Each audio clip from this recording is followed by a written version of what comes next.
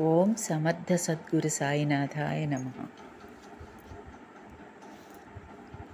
శ్రీ రామకృష్ణ పరమహంస గారి కథా సంకలనం ఒక కథ చెబుతా విను.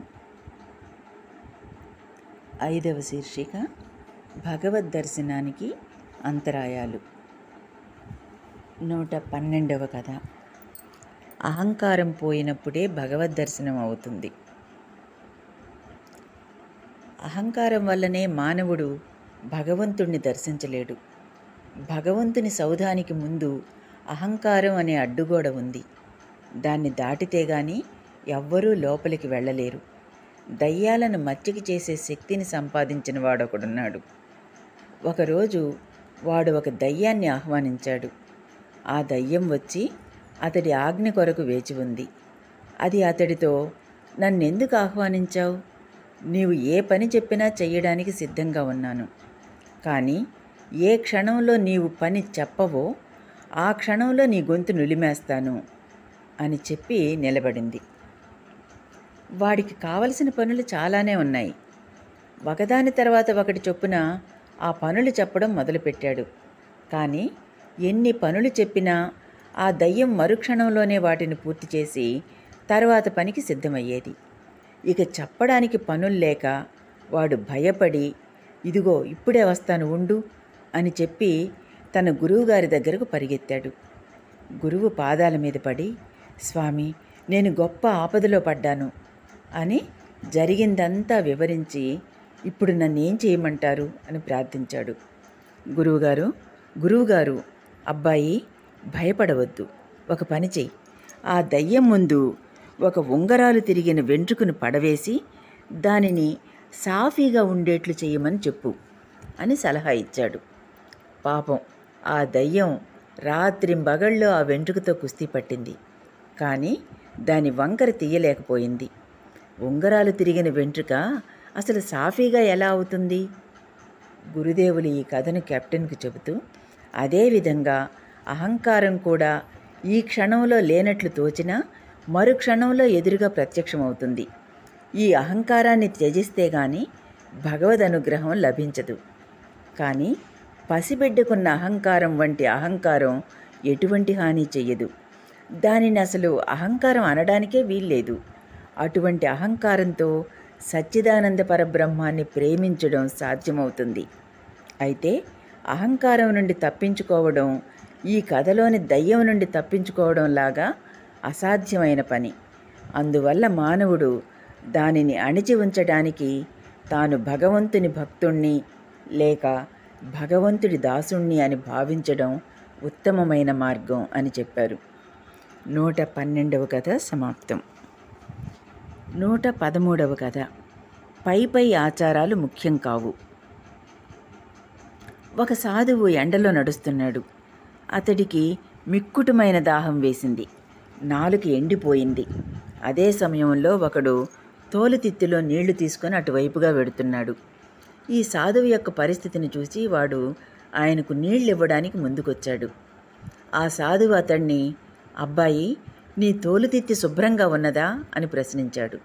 వాడు వెంటనే, స్వామి, నా తోలుతిత్తి శుభ్రంగానే ఉన్నది, కానీ మీ తోలుతిత్తి లోపల కస్మలమైన పదార్థాలెన్నో ఉన్నాయి.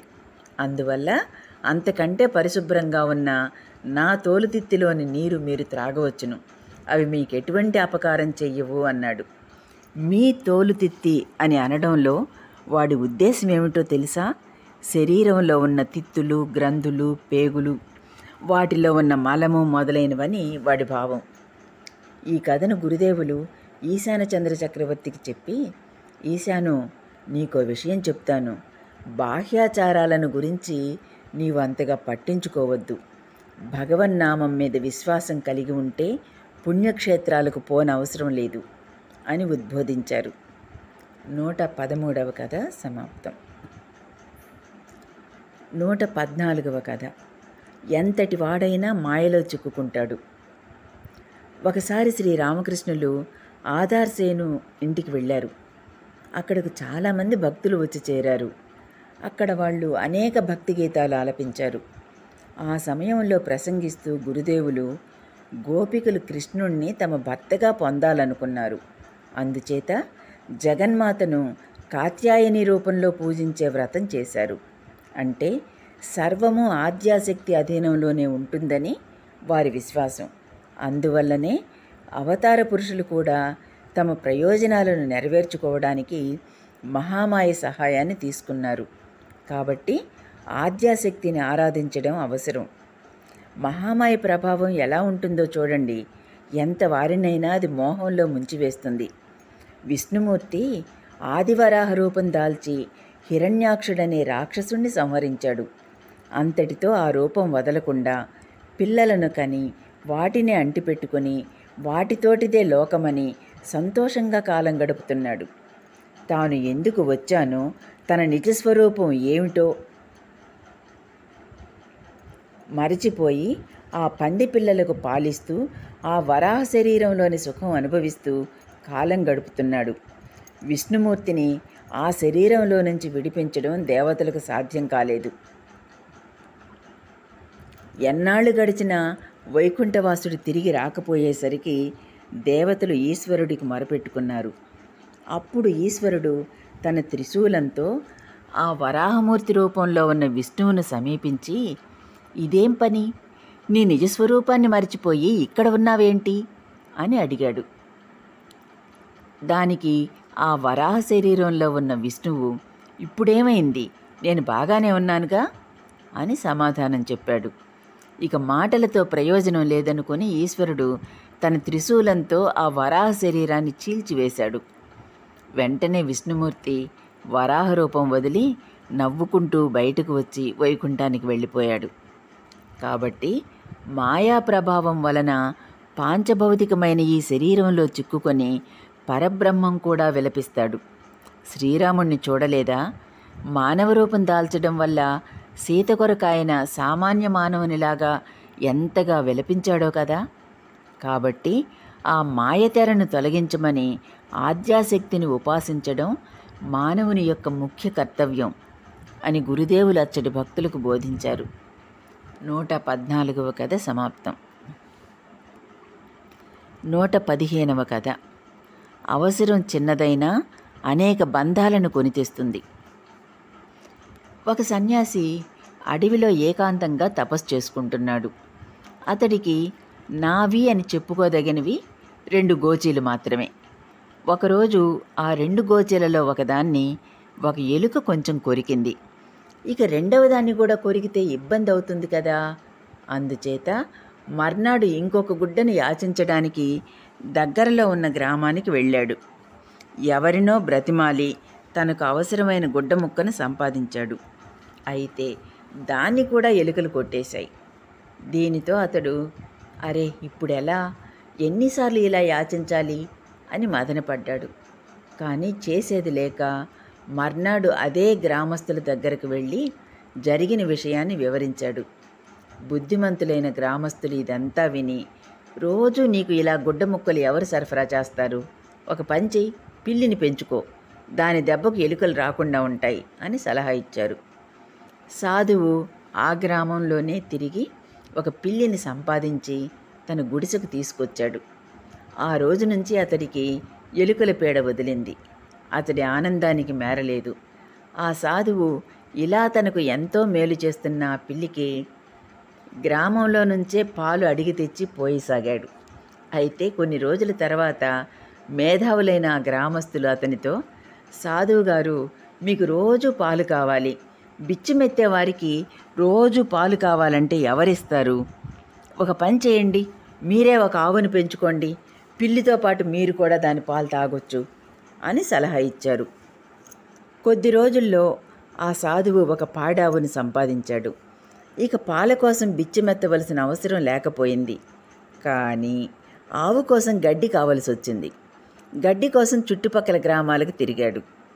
అది చూసి గ్రామస్తులు అతడితో, మీ గుడిసె చుట్టూ బీడు భూములు చాలా ఉన్నాయి, వాటిల్లో పంట వేస్తే సరిపోతుంది కదా, అలా చేస్తే మీ ఆవుకు గడ్డి కరువు ఉండదు అని సలహా ఇచ్చారు. వారి సలహా పాటించి సాధువు భూమి దున్నడం కూడా మొదలుపెట్టాడు. ఈ పంటలు పొలాలు చూడడం కోసం జీతగాళ్లను పెట్టుకోవాల్సి వచ్చింది. అలా జీతగాళ్ళు పాలేర్లు రావడంతో పశువుల మంద పెరిగిపోయింది. ఇవన్నీ ఇలా క్రమక్రమంగా పెరిగిపోయి ఆ సన్యాసి ఒక పెద్ద భూస్వామిలా తయారయ్యాడు.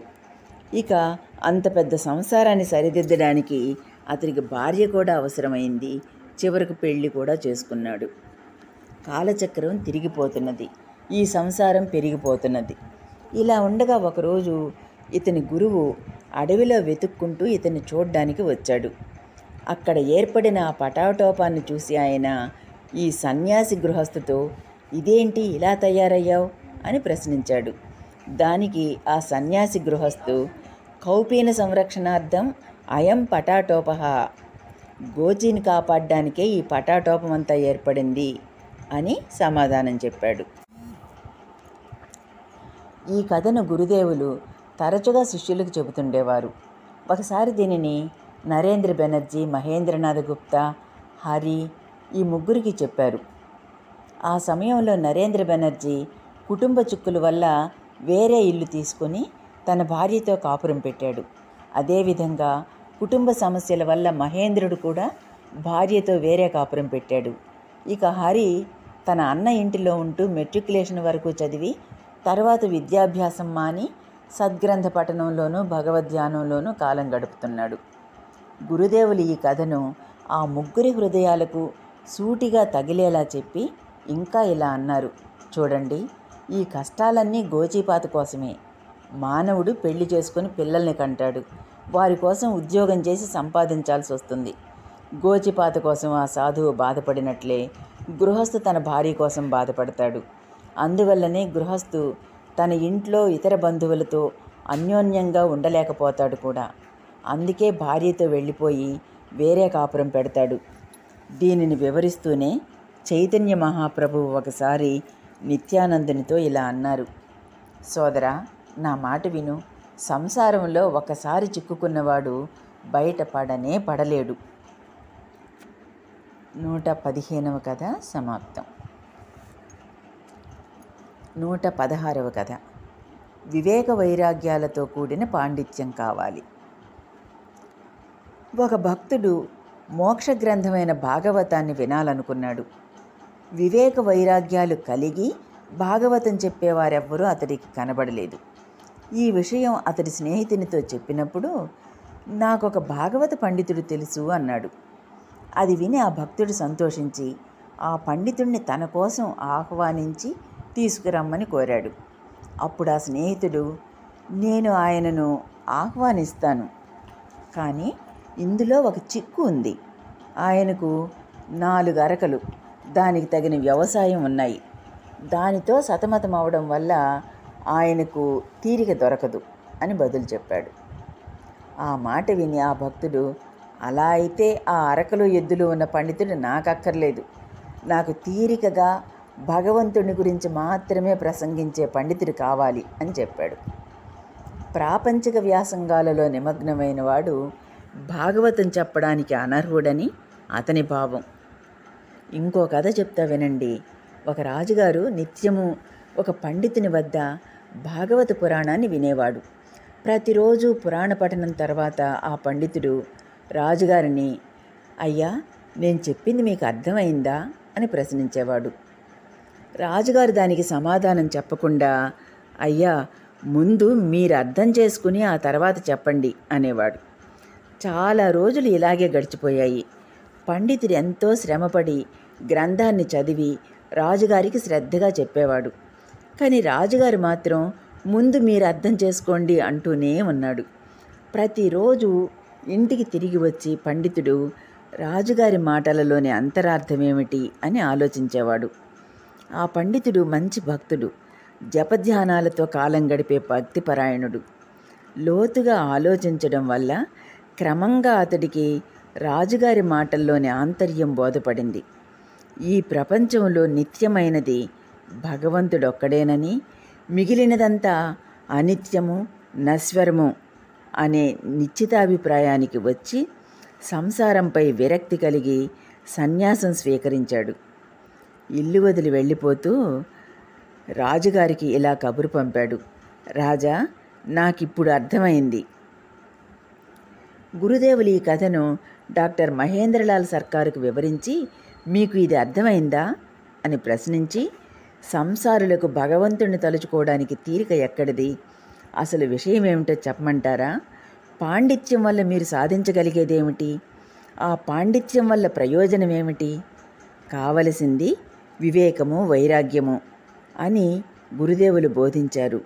వివేక వైరాగ్యాలు కలవాడు చేసే బోధనలే సఫలమవుతాయి. 116వ కథ సమాప్తం.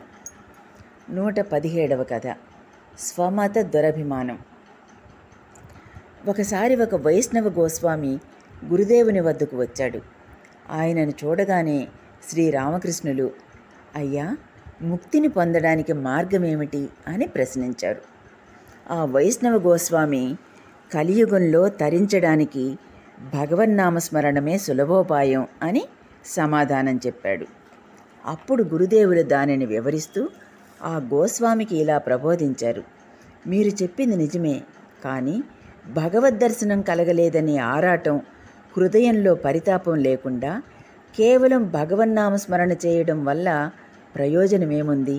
నేను చెప్పేదేమంటే, భగవన్నామస్మరణ చేయండి, దానితో పాటు భక్తి కలగాలని, ప్రాపంచిక బంధాలైన పేరు ప్రతిష్టలు, సంపదలు, ఇంద్రియ భోగాల మీద కోరిక తగ్గిపోవాలని భగవంతుణ్ణి ప్రార్థించండి.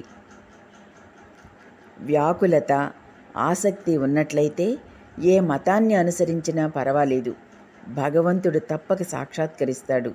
వైష్ణవులైనా, శాక్తేయులైనా, వేదాంతులైనా, బ్రహ్మ సమాజ భక్తులైనా అందరూ భగవంతుణ్ణి దర్శిస్తారు.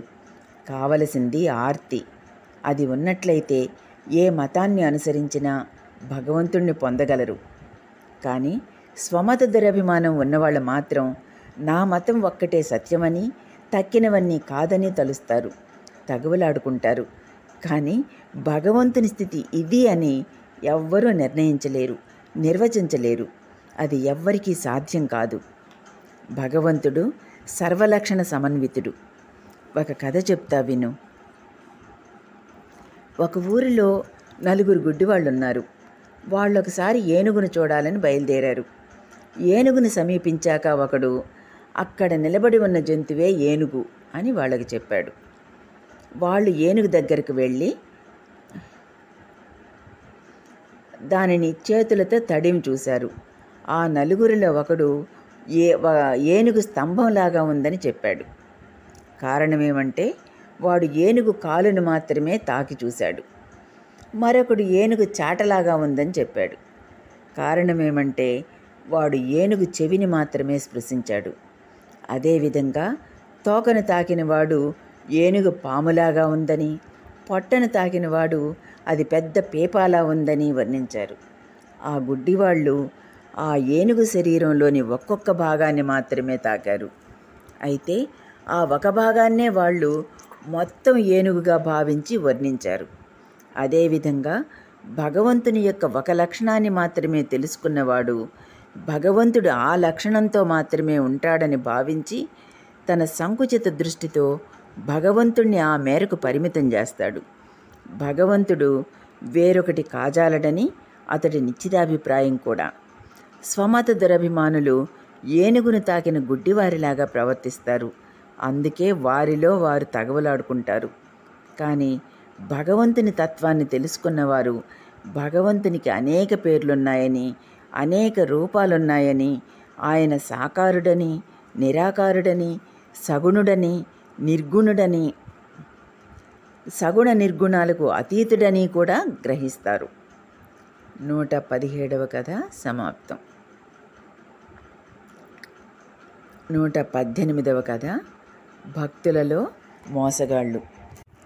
గురుదేవుల గృహస్థ భక్తులలో ఆధార్సేన్ ముఖ్యుడు.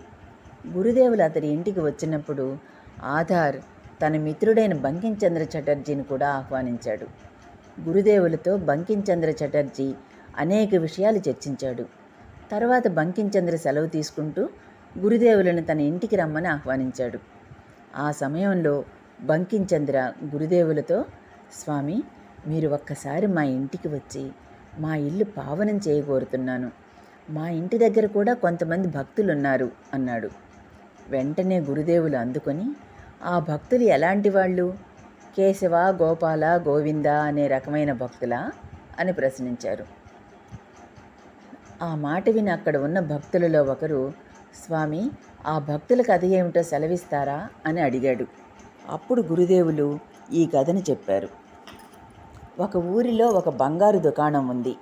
అందులో పనిచేసేవారంతా గొప్ప దైవభక్తుల్లాగా కనిపిస్తారు. వారందరూ మెడలో తులసి పూసల మాలలు, నుదుట తిలకం, చేతిలో జపమాల సంచులు ఉంచుకొని బిగ్గరగా హరినామస్మరణ చేస్తూ ఉంటారు. ఎవరైనా వారిని చూస్తే అసలైన సాధువులే అని అనుకుంటారు. బేరగాళ్ళు ఎవరైనా దుకాణంలోకి వచ్చేసరికి పనివాళ్లంతా నోటితో హరినామస్మరణ చేస్తూ చేతితో పని చేస్తుండడం కనిపిస్తుంది. బేరగాడు లోనికి వచ్చి కూర్చునేసరికి పనివారిలో ఒకడు బిగ్గరగా కేశవా కేశవా అంటాడు. బేరగాడు వారితో కొంచెంసేపు మాట్లాడిన తర్వాత వాళ్ళల్లో ఒకడు గోపాల గోపాల అని కేక వేస్తాడు. మరికొంతసేపటికి ఇంకొకడు హరి హరి అని అరుస్తాడు. ఈ లోపల బేరసారాలు చాలా వరకు కుదిరిపోతాయి. అప్పుడు నాలుగవ వాడు బిగ్గరగా హరా హరా అంటాడు. పనివాళ్ల శ్రద్ధాభక్తులు, యజమానుల ఉత్సాహం చూసి బేరగాళ్ళు చాలా సంతృప్తి చెంది తమ సొమ్ము వీళ్ళ చేతుల్లో భద్రంగా ఉంటుందని, మోసం ఏమాత్రం ఉండదని పూర్తిగా నమ్ముతారు.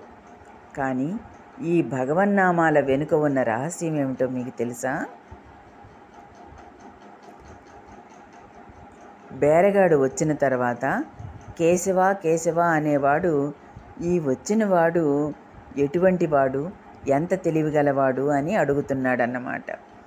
గోపాల గోపాల అని జవాబుగా అరిచేవాడు వీళ్ళు ఒట్టి అమాయకులు, అడవిగొడ్లు, అంతకు మించి మరేమీ కాదు అని తెలియజేస్తున్నాడు. ఇక హరి హరి అనేవాడు వీరిని మోసగించవచ్చునా అని అడుగుతున్నాడు. హరా హరా అన్నవాడు వీరి సొమ్మును హరించు అని చెప్తున్నాడన్నమాట. ఈ వచ్చిన వాళ్ళు గోవుల్లాంటి వాళ్ళు కాబట్టి వాళ్లను మోసగించవచ్చునని వాడి భావం. ఈ కథ ముగించి, అయ్యా, ఇక్కడ కూడా చాలామంది భక్తులుండడం మీరు చూస్తున్నారు, కానీ వీరు మాత్రం భగవద్భక్తి కలవాళ్ళు సుమా అని గురుదేవులు బంకించంద్రతో చెప్పేసరికి అక్కడ ఉన్నవారంతా గొల్లుమని నవ్వారు. 118వ కథ సమాప్తం. 119వ కథ, హృదయంలో పవిత్రత ఉండాలి. ఒక గుడి దగ్గర ఒక సన్యాసి నివసిస్తున్నాడు. ఎదురుగా ఒక వేశ్య ఇల్లుంది.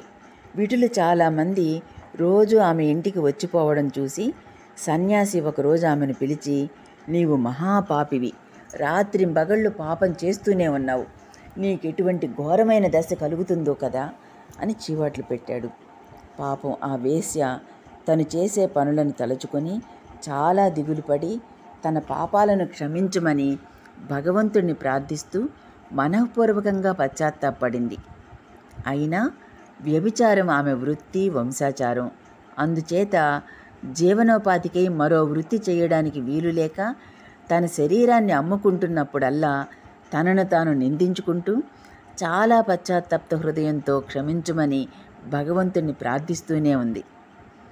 ఆ సన్యాసి తాను వేశ్యకు చేసిన హితోపదేశం వ్యర్థమైందని తనలో తాను, సరే, ఇక ఈమె ఇంటికి ఎంతమంది విటులు వస్తుంటారో చూస్తాను అనుకున్నాడు. తన దగ్గర కొన్ని రాళ్లు పెట్టుకుని ఆమె ఇంటికి వచ్చినప్పుడల్లా ఒక చిన్న రాయిని తీసి ఒక చోట పడవేయసాగాడు. రాను రాను ఆ రాళ్ల కుప్ప పెద్ద గుట్టగా పెరిగిపోయింది. ఒకరోజు ఆయన ఆ గుట్టను వేశ్యకు చూపిస్తూ, చూశావా, ఇది నీవు చేసిన పాపాల రాశి. పాపం చెయ్యొద్దని నిన్ను మందలించాను, నీవు వినలేదు. అప్పటి నుండి నీవు మానకుండా వ్యభిచారం చేసినప్పుడల్లా ఒక రాయి తీసి ఇక్కడ వేశాను. ఆ రాళ్లతో ఏర్పడిన నీ పాపాల రాశి ఇది. దీనివల్ల నీకు ఎటువంటి దుర్గతి వస్తుందో తెలుసా అని హెచ్చరించాడు. పాపం ఆ నిర్భాగ్యురాలు తన పాపాల రాశిని చూసి గజగజ వణికిపోతూ తన అసక్తతను గురించి భగవంతునితో, భగవంతుడా, ఈ ఘోర పాపం నుండి నన్ను రక్షించవా అని అంతరంగంలో క్షోభిస్తూ మొరపెట్టుకుంది. ఆమె ప్రార్థన భగవంతుడు విన్నాడు. ఆ రోజే మృత్యుదేవత ఆమె ఇంట్లో ప్రవేశించి ఆమెను ఈ ప్రపంచం నుండి విడిపించింది.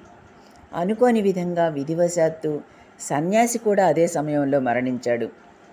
యమదూతలు వచ్చి సన్యాసి జీవాత్మను పాశాలతో బంధించి యమలోకానికి తీసుకుపోయారు. విష్ణుదూతలు వచ్చి పశ్చాత్తాపపడ్డ వేశ్య జీవాత్మను వైకుంఠానికి తీసుకువెళ్లారు.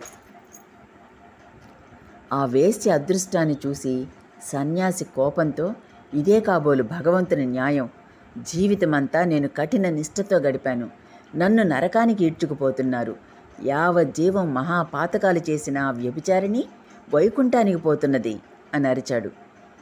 ఈ మాటలు విన్న విష్ణుదూతలు ఇలా చెప్పారు: ఓయి, విధాత నిర్ణయం ఎప్పుడూ న్యాయంగానే ఉంటుంది. సంకల్పానికి తగినట్లే ఫలితం వస్తుంది.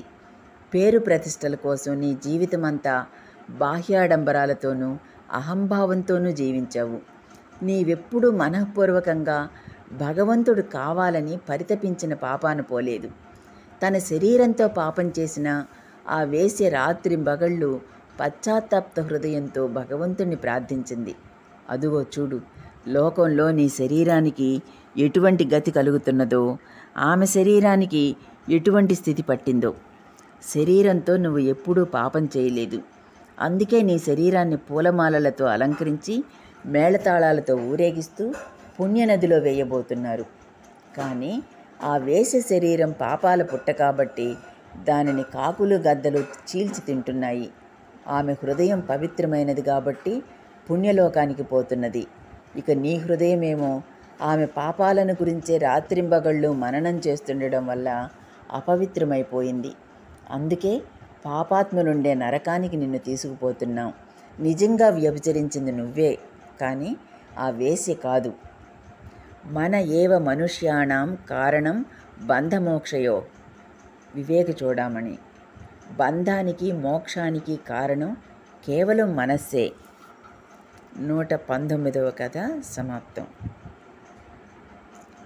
120వ కథ, యోగి ఎలా దిగజారతాడు. కామార్పుకూరులో నేను ఒక ముంగిసను చూశాను. అది ఒక గోడలోని కన్నంలో గూడు కట్టుకుని ఉండేది. దానికి ఆ కన్నంలో చాలా హాయిగా ఉండేది. కానీ కొన్నిసార్లు కొందరు తుంటరి వాళ్ళు దాని తోకకి ఒక ఇటుకరాయిని తాడుతో కట్టివేసేవాళ్ళు. కన్నంలో హాయిగా పడుకుందామని ఆ ముంగిస ప్రయత్నించిన ప్రతిసారి పాపం ఆ రాయి బరువును భరించలేక బయటకు రావలసి వచ్చేది. మానవుడికి కూడా సంసారం అనే రాయి కట్టివేసి ఉంటుంది. సాధన చేసే మార్గంలో ముందుకు పోవాలని చూసిన ప్రతిసారి దాని బరువు అతన్ని కిందికి లాగుతూ బాధిస్తూ ఉంటుంది. ఎల్లప్పుడూ ప్రాపంచిక విషయాలను గురించి ఆలోచించడం వల్ల సాధకుడు యోగ పదవి నుండి దిగజారిపోతాడు అని వివరిస్తూ శ్రీరామకృష్ణులు పై కథను చెప్పారు. 120వ కథ సమాప్తం. 121వ కథ, మాయా ప్రభావం. మాయ యొక్క ప్రభావాన్ని వివరిస్తూ గురుదేవులు ఈ కథను చెప్పారు. ఒకసారి నారదుడు విష్ణుమూర్తి దగ్గరికి వెళ్ళి, స్వామి, అసాధ్యమైన దానిని సాధ్యమయ్యేట్లు చేసే మీ మాయను ఒక్కసారి నాకు చూపించండి అని ప్రార్థించాడు. విష్ణుమూర్తి సరేనన్నాడు. తర్వాత ఒకరోజు విష్ణుమూర్తి నారదుడు కలిసి ప్రయాణమై వెళుతున్నారు. దారిలో విష్ణుమూర్తి అలసిపోయి నేల మీద కూర్చుని నారదుడితో, నారదా, నాకు చాలా దాహంగా ఉంది, ఎక్కడికైనా వెళ్ళి కొంచెం నీరు తీసుకురా అని చెప్పి పంపాడు. నారదుడు వెంటనే నీటిని వెతుకుతూ బయలుదేరాడు. చాలా దూరం వెళ్ళిన తర్వాత ఒక నది కనబడింది. ఆ నదిని సమీపించేసరికి అక్కడ అద్భుత సౌందర్యరాశి అయిన ఒక యువతి కనిపించింది. నారదుడు ఆమె అందాన్ని చూసి ముగ్ధుడయ్యాడు. నారదుడు ఆమెను సమీపించేసరికి ఆమె మృదుమధురమైన పలుకులతో అతడితో మాట్లాడసాగింది. త్వరలోనే వారిద్దరూ ప్రేమలో పడిపోయారు. నారదుడు ఆమెను వివాహం చేసుకుని గృహస్థుగా స్థిరపడిపోయాడు. అతడు ఆ విధంగా ఆమెతో సుఖంగా సంసారం చేస్తూ ఉండగా కాలక్రమేణా వారికి చాలామంది పిల్లలు కూడా కలిగారు. రోజులు ఇలా హాయిగా గడిచిపోతున్నాయి. అప్పుడు ఆ ప్రాంతంలో ఒక గొప్ప కరువు వచ్చింది. అన్ని చోట్ల ఆకలి చావులు సంభవిస్తున్నాయి. నారదుడు ఆ ప్రాంతాన్ని వదిలి మరొక చోటికి పోదామని నిశ్చయించుకున్నాడు. అతని భార్య కూడా అందుకు అంగీకరించింది. పిల్లలను తీసుకుని ఇల్లు విడిచి ఇద్దరూ నడిచిపోసాగారు. వారు నదిని దాటడానికి వంతెన దగ్గరికి వచ్చేసరికి పెద్ద వరద వచ్చి పిల్లలందరూ ఒక్కొక్కరుగా ఆ నీటి ప్రవాహంలో కొట్టుకుపోయారు. చివరకు భార్య కూడా కొట్టుకుపోయింది. నారదుడు ఒక్కసారిగా పుట్టెడు దుఃఖంలో మునిగిపోయాడు. నది ఒడ్డున కూలబడి బోరున ఏడవడం మొదలుపెట్టాడు. ఆ క్షణంలోనే విష్ణుమూర్తి అతని వద్దకు వచ్చి, నారదా, ఏడుస్తున్నావేంటి? దాహంగా ఉందని మంచినీరు తెమ్మన్నాను కదా, నీరు తీసుకురాలేదే అని ప్రశ్నించాడు. విష్ణుమూర్తిని చూసి నారదుడు అదిరిపడ్డాడు. అతనికి క్షణంలో అంతా అర్థమైపోయింది. విష్ణుమూర్తితో, స్వామి, మీకు కోటి నమస్కారాలు, అద్భుతమైన మీ మాయకు శతకోటి నమస్కారాలు అన్నాడు. 121వ కథ సమాప్తం. 122వ కథ. గ్రుడ్డి అనుకరణ పనికిరాదు. ఆదిశంకరులకు ఒక తెలివి తక్కువ శిష్యుడు ఉండేవాడు. అతడు గురువుగారిని అన్ని విషయాలలో అనుకరిస్తూ ఉండేవాడు. శంకరాచార్యులు శివోహం అంటే శిష్యుడు కూడా శివోహం అనేవాడు. శిష్యుడి లోపాన్ని సరిదిద్దాలని శంకరులు అనుకున్నారు. వారు వెళ్లే త్రోవలో ఒక కంసాలి అంగడి ఉంది. శంకరులు అక్కడ ఒక పాత్రలో అప్పుడే కరుగబెట్టి ఎర్రగా మండుతూ ఉన్న ఇనుమును చూశారు. దానిని తీసుకుని శంకరులు గడగడా తాగివేశారు. శిష్యుణ్ణి కూడా త్రాగమన్నారు. గురువుగారు చేసిన ఈ పనిని మాత్రం శిష్యుడు అనుకరించలేకపోయాడు. అప్పటి నుండి శివోహం అనడం కూడా మానివేశాడు. 122వ కథ సమాప్తం. 123వ కథ. సంసార బంధాలు లెక్కలేనన్ని. ప్రతి ఒక్కరూ ఆధ్యాత్మిక జీవితాన్ని ఎందుకు గడపలేరు అన్న విషయాన్ని గురుదేవులు ఒకసారి ప్రస్తావించి ఈ క్రింది విషయాన్ని చెప్పారు. ఇది చాలా కష్టం. నేనొకసారి కలకత్తాలోని బాగ్ బజార్ వంతెన మీదుగా వెడుతున్నాను. దాన్ని పరీక్షగా చూస్తే అది ఎన్నో గొలుసులతో కట్టబడి ఉంది. వాటిలో ఏ గొలుసు తెగినా పర్వాలేదు, మిగిలినవన్నీ కలిసి దాన్ని సరైన స్థానంలో పట్టి ఉంచుతాయి. అదేవిధంగా ప్రపంచంలో ఉండే మానవులు లెక్కలేనన్ని బంధాలలో చిక్కుకొని ఉంటారు. వాటిలో ఒకటి తొలగినా మిగిలినవన్నీ కలిసి వాళ్ళని ప్రపంచానికి పట్టి బంధించే ఉంచుతాయి. వాటి నుండి తప్పించుకోవడానికి భగవంతుని అనుగ్రహం తప్ప వేరే మార్గం లేదు. 123వ కథ సమాప్తం. 124వ కథ. మాయ తొలగినప్పుడే భగవద్ దర్శనమవుతుంది. వనవాస సమయంలో రాముడు, సీత, లక్ష్మణుడు వరుసగా నడిచిపోతూ ఉండేవారు. సాక్షాత్తు భగవంతుడైన శ్రీరాముడు బారెడు దూరంలోనే ఉన్న మాయారూపిణి అయిన సీత అడ్డంగా ఉండడం వలన లక్ష్మణుడు ఆయనను చూడలేకపోయేవాడు. జీవుల అహంకారమే మాయ. ఈ మాయ మేఘం లాంటిది. చిన్న మేఘం అడ్డు వచ్చినా సూర్యుణ్ణి చూడలేము. ఎప్పుడైతే మాయ తొలగిపోతుందో అప్పుడు భగవద్ దర్శనం మనకు కలుగుతుంది. ఇంకో ఉదాహరణ చెబుతాను. కామ కాంచనాలే మాయ. ఈ మాయ అనే తెరను తొలగించినప్పుడు భగవత్ సాక్షాత్కారం అవుతుంది. కామార్పుకూరులో ఒక మంచినీళ్ల గుంటలో నీరు నాచుతో కప్పబడి ఉంది. ఆ గుంట దగ్గరికి ఒక వ్యక్తి వచ్చి ఆ నాచును తొలగించి నీటిని తాగాడు. ఆ నాచు కింద ఉన్న నీరు స్వచ్ఛంగా స్ఫటికంలాగా ఉంది. ఆ నీటిలాంటి సచ్చిదానంద స్వరూపుడైన భగవంతుణ్ణి నాచు రూపంలో ఉన్న మాయ కప్పి ఉంచింది. దానిని తొలగించినప్పుడు మాత్రమే స్వచ్ఛమైన నీటిని త్రాగగలిగినట్లుగా భగవంతుణ్ణి తెలుసుకోగలుగుతాం. 124వ కథ సమాప్తం. 125వ కథ. సంసారంలో బంధించి ఉంచడమే మహామాయ కోర్కె. ఇదంతా తల్లి ఆడించే ఆట, ఆమె లీల.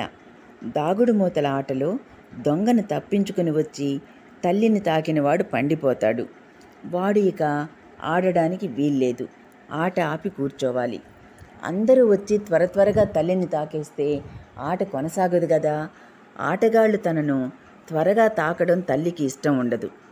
ఆట కొనసాగాలని, అందులో ఆనందించాలని, ఆట త్వరగా ముగిసిపోకూడదని తల్లి కోరుకుంటుంది. పెద్ద పెద్ద గోదాముల్లో బియ్యం, పప్పులు బస్తాలలో నిల్వ ఉంచుతారు. బస్తాలను ఎలుకలు కొట్టకుండా ఉండడానికి యజమానులు ఒక చేటలో బెల్లం కలిపిన మరమరాలు పెడతారు.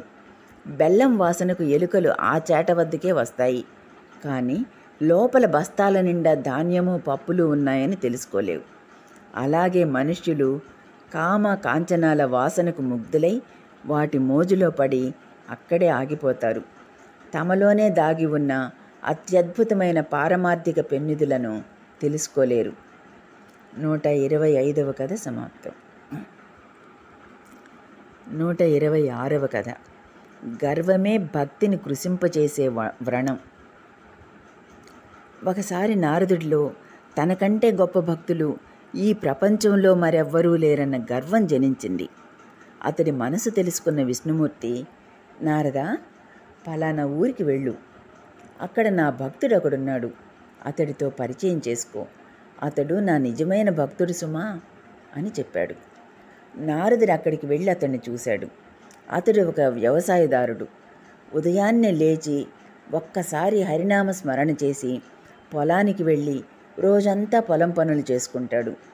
రాత్రి నిద్రపోయే ముందు మరొక్కసారి హరినామ స్మరణ చేస్తాడు. ఇదంతా చూసి నారదుడు తనలో తాను, ఈ పల్లెటూరి రైతు భగవద్భక్తుడు ఎలా అవుతాడు? ఇతనెప్పుడూ పొలం పనుల్లోనే మునిగి ఉంటున్నాడు. భక్తుల లక్షణాలు ఇతనిలో ఏమాత్రం కనిపించడం లేదే అనుకున్నాడు. నారదుడు విష్ణుమూర్తి దగ్గరకు తిరిగి వెళ్ళి ఈ విషయాన్ని చెప్పాడు. అప్పుడు విష్ణుమూర్తి మళ్ళీ ఈ విధంగా ఆదేశించాడు, నారదా, ఈ నూనె గిన్నె తీసుకొని వైకుంఠాన్ని చుట్టిరా. ఆ నూనె గిన్నెలో నుంచి ఒక్క బొట్టు కూడా నేల మీద పడకూడదు సుమా. నారదుడు ఆయన చెప్పినట్టే చేశాడు. అతడు తిరిగి వచ్చిన తర్వాత విష్ణుమూర్తి, నారదా, వైకుంఠం చుట్టి వచ్చేటప్పుడు నా నామాన్ని ఎన్నిసార్లు తలుచుకున్నావు అని ప్రశ్నించాడు. సమాధానంగా నారదుడు, ఒక్కసారి కూడా తలుచుకోలేదు స్వామి. అయినా నిండుగా ఉన్న ఆ నూనె గిన్నెలో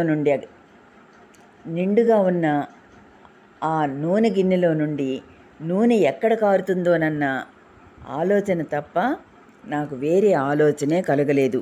అటువంటప్పుడు మీ నామస్మరణ ఎలా చేయగలుగుతాను అన్నాడు. విష్ణుమూర్తి, ఆ ఒక్క నూనె గిన్నె నీ మనస్సును నా మీద నుండి పక్కకు మరల్చి నన్నే మరచిపోయేలా చేసింది.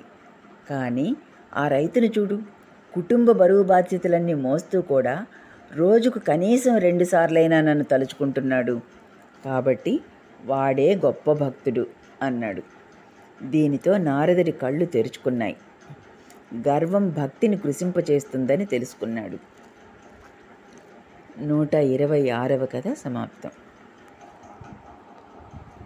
127వ కథ. మోహంలో ముంచివేసే అవరోధాలు. మహేంద్ర ముఖర్జీ అనే భక్తుణ్ణి గురుదేవులు హెచ్చరిస్తూ, నీకు పిల్లలు లేరు, నీవు ఎవరికీ ఊడిగం చేయడం లేదు, అయినా ఇక్కడికి రావడానికి తీరిక లేదంటున్నావు. చాలా ఆశ్చర్యంగా ఉందే. ఒక విషయం చెప్తాను విను అని ఇలా చెప్పారు.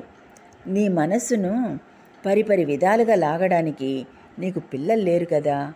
నాకు తెలిసిన డిప్యూటీ మేజిస్ట్రేట్ ఒకడున్నాడు. అతడికి 800 రూపాయల జీతం. కేశవచంద్రసేను ఇంటిలో జరుగుతున్న ఒక నాటక ప్రదర్శనను చూడ్డానికి వచ్చాడు. నేను కూడా అక్కడికి వెళ్ళాను. రాకాలు మరికొంతమంది భక్తులు నాతో వచ్చి కూర్చున్నారు. కొద్దిసేపటి తర్వాత రాకాలు 2 నిమిషాలు బయటికి వెళ్ళాడు. తన చోటు చూడమని నాతో చెప్పాడు. అంతలో ఈ డిప్యూటీ మేజిస్ట్రేట్ వచ్చి కూర్చుంటూ రాకాలు కూర్చున్న చోట చిన్నపిల్లవాడైన తన కొడుకును కూర్చోపెట్టాడు. నేను అతడితో అక్కడ కూర్చోడానికి వీల్లేదు అని చెప్పాను. ఆ సమయంలో నా పక్కన ఉన్నవాడు ఏది చెబితే అది చేసేవాణ్ణి. అందుకని రాకాలను నా పక్కనే కూర్చోపెట్టుకున్నాను. ప్రదర్శన జరుగుతున్నంతసేపు ఆ డిప్యూటీ మ్యాజిస్ట్రేటు తన కొడుకుతో కోతివేషాలు వేస్తూనే ఉన్నాడు. ఒక్క నిమిషమైనా నాటకాన్ని చూసిన పాపాను పోలేదు ఆ వెధవ. వాడు తన భార్య చేతిలో కీలుబొమ్మ అని కూడా నేను విన్నాను. ఆమె నిలబడమంటే నిలబడతాట, కూర్చోమంటే కూర్చుంటాట. చప్పిడి ముక్కుతో పిల్లకోతిలా ఉన్న తన కొడుకును చూసుకుని మురిసిపోతూ కూర్చున్నాడు. కానీ ఆ మనిషి ఒక్క క్షణమైనా నాటకాన్ని చూడలేదు. పై విషయాన్ని వివరించడం ద్వారా విద్యాధికులైన వారు కూడా సాంసారిక వ్యామోహం వలన ఎలా బంధాలలో పడిపోతారో వివరించారు. 127వ కథ సమాప్తం. భగవద్ దర్శనానికి అంతరాయాలు శీర్షిక సమాప్తం. ఓం